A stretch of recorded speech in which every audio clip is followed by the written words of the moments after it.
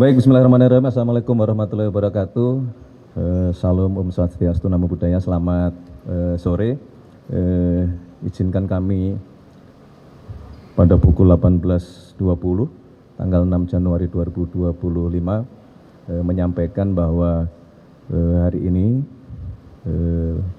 Bapak Presiden memimpin retret yang mengumpulkan seluruh anggota Kabinet Merah Putih, baik Menteri, Wakil Menteri, Kepala Badan, Wakil Kepala Badan, dan pimpinan-pimpinan lembaga tinggi negara.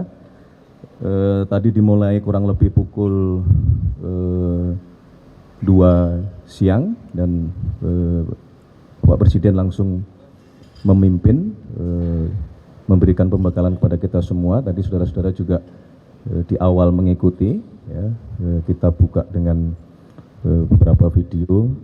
Yang pertama adalah video mengenai pembangunan jembatan gantung yang 1 bulan yang lalu diperintahkan oleh Bapak Presiden untuk segera dibangun, terutama jembatan-jembatan yang menjadi akses adik-adik kita menuju ke sekolah. Dan alhamdulillah dalam 1 bulan sudah ada perkembangan. 11 jembatan gantung sudah selesai, sedang dalam proses 50 dan terus akan kita kejar di tahun 2026 yang sangat urgent. Tadi dilaporkan kurang lebih sekitar 6.900 jembatan. Kemudian juga dilanjutkan dengan pemutaran video capaian program pemerintah, beberapa program-program prioritas, di antaranya program makan bergizi tentunya yang hari ini telah mencapai 55 juta penerima manfaat, ya. Ada kurang lebih 19.000 SPPG yang sudah terbangun. Target di tahun 2026 harus selesai, kurang lebih nanti akan ada sekitar 35.000 SPPG yang akan melayani 82,9 juta penerima manfaat. Kemudian juga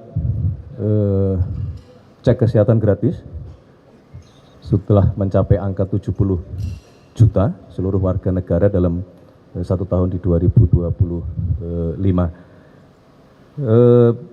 Kemudian Presiden melanjutkan dengan sebagaimana tadi siang kami sampaikan bahwa retret pemerintah ini dimaknai adalah sebuah pembekalan dari Bapak Presiden kepada seluruh jajaran kabinet yang dimulai dengan evaluasi seluruh program-program pemerintah untuk kemudian selanjutnya di awal tahun, ya, beliau tadi mengucapkan terima kasih dan ingin membulatkan tekad kembali Kabinet Merah Putih bahwa kita betul-betul ingin bekerja untuk kepentingan bangsa dan negara, untuk kepentingan masyarakat. Jadi kendala-kendala yang mungkin timbul di dalam pelaksanaan program-program prioritas di dalam retret tadi disampaikan langsung oleh menteri-menteri terkait kepada Bapak Presiden dan langsung kemudian didiskusikan penyelesaiannya. Namun demikian, karena tadi menjelang maghrib, sementara baru kurang lebih 4 menteri yang menyampaikan paparan, maka kemudian Bapak Presiden memutuskan untuk break, istirahat, sholat, dan maghrib dan makan yang nanti akan dilanjutkan lagi pada pukul 18.45. Saya kira sementara itu update yang dapat kami sampaikan. Barangkali ada pertanyaan dari teman-teman.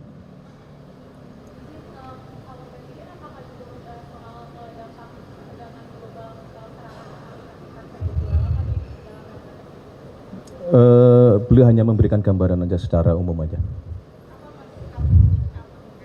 Kan sudah disampaikan juga oleh Pak Menlu.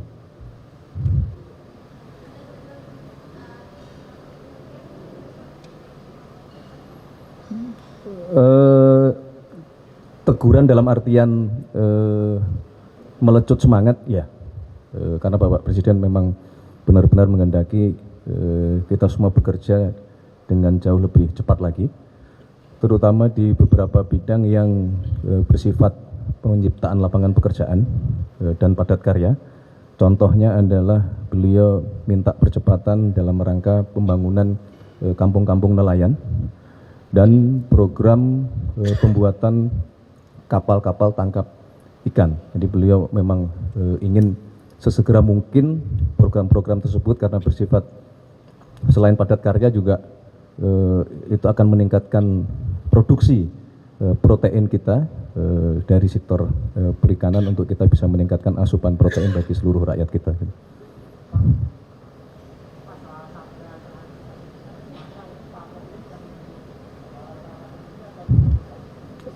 Rencana nanti mungkin di sesi yang malam itu akan beliau sampaikan.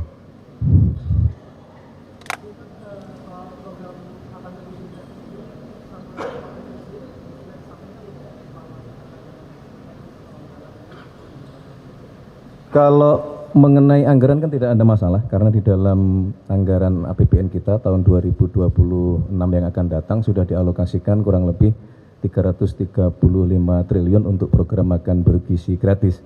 Kalau berkenaan dengan masalah kendala-kendala teknis, setidaknya ada dua. Yang pertama, beliau menghendaki untuk disiplin prosedur itu ditingkatkan karena menurut catatan dari Kepala BGN di bulan Desember masih ada kurang lebih 15 kejadian yang Bapak Presiden meminta semaksimal mungkin ini tidak boleh lagi terjadi kejadian-kejadian yang tidak diinginkan. Jadi kira-kira secara teknis dan anggaran tidak ada masalah.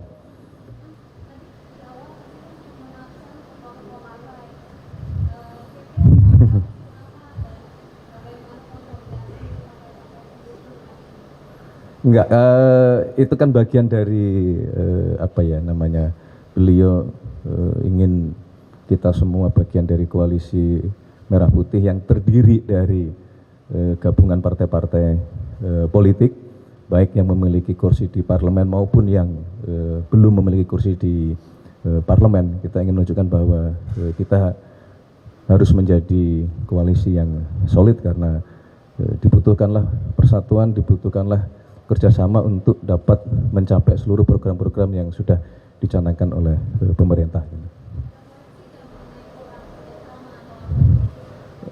Hampir tidak ada karena Bapak Presiden merasa bahwa kita semua dalam 1 tahun menurut penilaian dari Bapak Presiden semua bekerja keras, tidak memandang unsur partai, semua memaknai bahwa amanah yang diberikan oleh Bapak Presiden itu adalah amanah dari seluruh rakyat Indonesia dan kita semua bekerja sama dan kerjasama itu membuktikan tidak lagi kita melihat masing-masing identitas kita tetapi lebih berorientasi kepada tujuan. Salah satu contohnya misalnya keberhasilan kita di bidang pangan itu tidak hanya dikerjakan oleh Kementerian Pertanian karena beberapa kementerian terkait semua terlibat di dalamnya, baik yang berkenaan dengan masalah regulasi, kemudian berkenaan dengan masalah BUMN karena ketersediaan pupuk, kemudian juga berkenaan dengan masalah irigasi yang dimana di situ teman-teman dari PU juga berperan sangat aktif itu, sehingga ya itulah kerjasama yang sedari awal kabinet ini Bapak Presiden melakukan retret di Magelang dengan harapan terjadi kerjasama di antara seluruh anggota kabinet Merah Putih. Ya.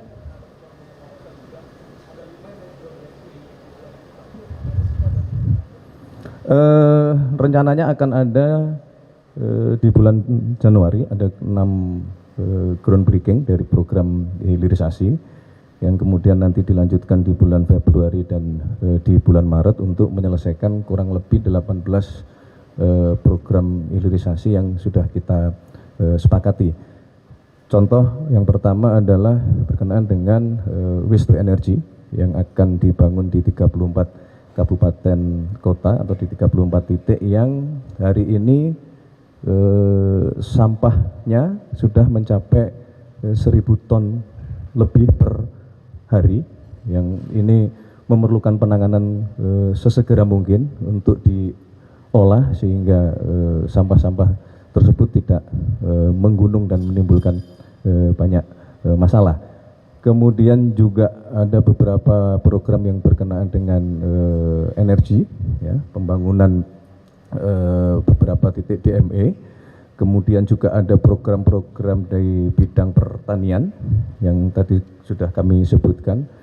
Itu adalah salah satu program padat karya tetapi juga memiliki nilai investasi yang cukup besar karena kita adalah negara yang dikaruniai oleh Tuhan yang Maha Besar. Kita dapat memproduksi komoditi-komoditi yang memiliki nilai jual tinggi seperti kopi, coklat, pala, dan sebagainya. Ya.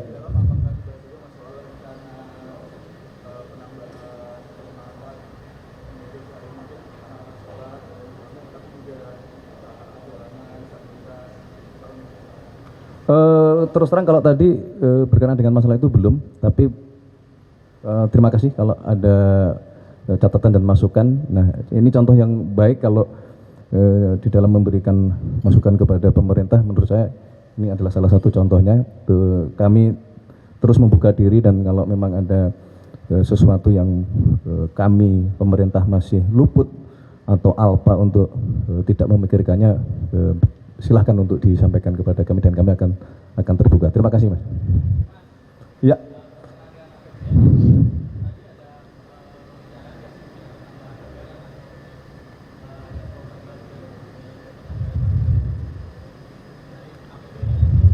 Ya, kalau APBN kan sejak awal juga sudah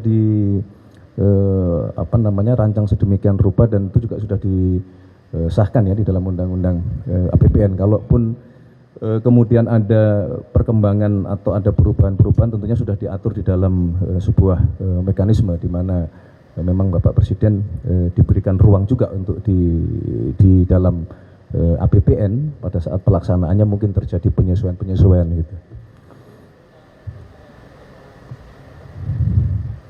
Kalau tambahan dari total APBN, ya belum. Kalau total APBN-nya kan sudah diputuskan bersama-sama ya antara pemerintah dan DPR gitu.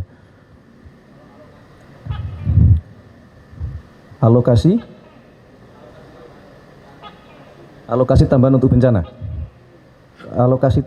Jadi begini, kalau berkenaan dengan masalah bencana kan sedang dihitung final dan diperkirakan kan akan mencapai angka 53 sampai kurang lebih 60 triliun.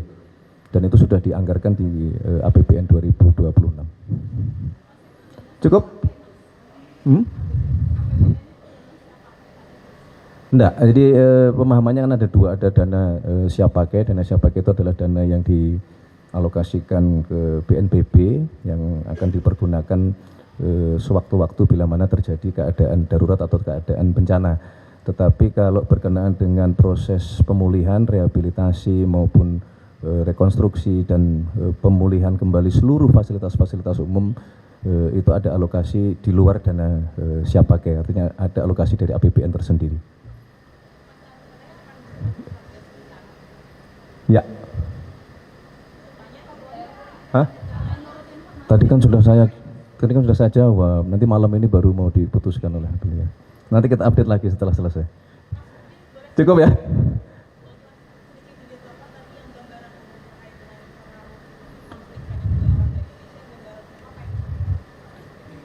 Kita lebih baik konsentrasi di dalam gitu. Kita sudah disampaikan oleh Pak Menlu bahwa itu menjadi ininya masing-masing negara lah gitu. Yang saya mohon maaf ada yang saya lupa bahwa tadi sudah sempat disampaikan juga keberhasilan pemerintah Republik Indonesia untuk pertama kalinya kita bisa memiliki kampung haji di Arab. Jadi Bapak Rosan melaporkan bahwa kita telah memenangkan bidding dan kita telah sekarang memiliki hotel sendiri di Mekah, yang ini atas diplomasi yang luar biasa dari Bapak Presiden, sehingga untuk pertama kalinya pemerintah Arab Saudi merubah aturan untuk sebuah negara bila bisa memiliki aset di Arab Saudi. Saya kira itu menjadi salah satu kado bagi bangsa Indonesia dan bagi umat Islam khususnya. Terima kasih ya, cukup ya. Tidak seluruhnya, beberapa, mungkin kurang lebih ada 8 sampai 9 menteri. Ya, insya Allah hari ini. Terima kasih semuanya. Terima kasih. Sudah makan? Jangan lupa makan.